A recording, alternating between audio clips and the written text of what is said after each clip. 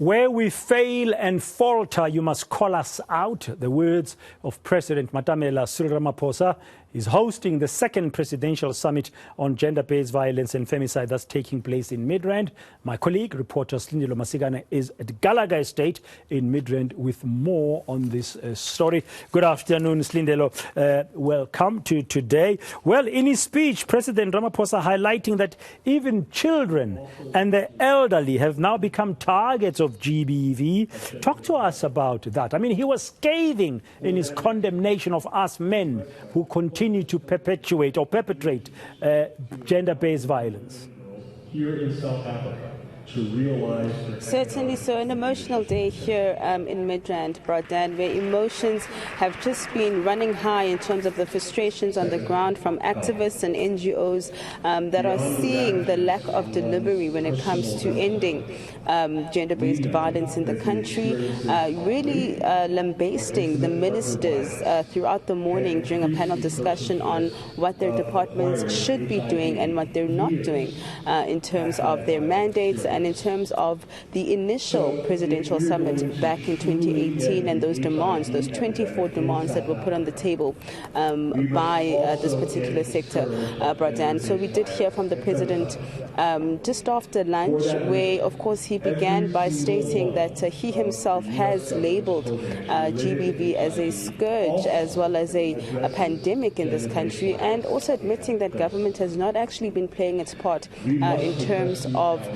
the programs that should be in place and the reporting that should take place. Let's take a listen. Just as babies are not being spared, even the elderly have become targets of violent men in our country.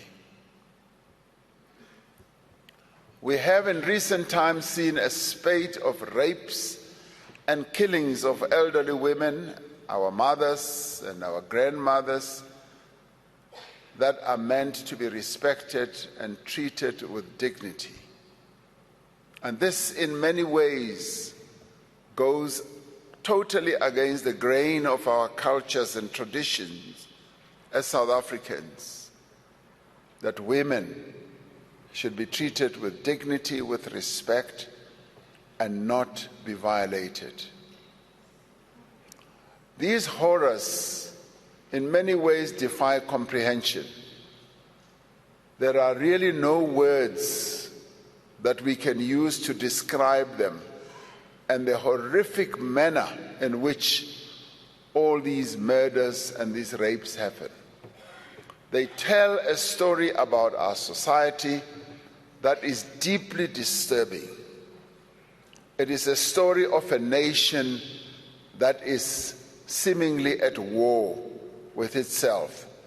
But much worse, it is a story of a nation that is at war with the women of its country and the children of its country.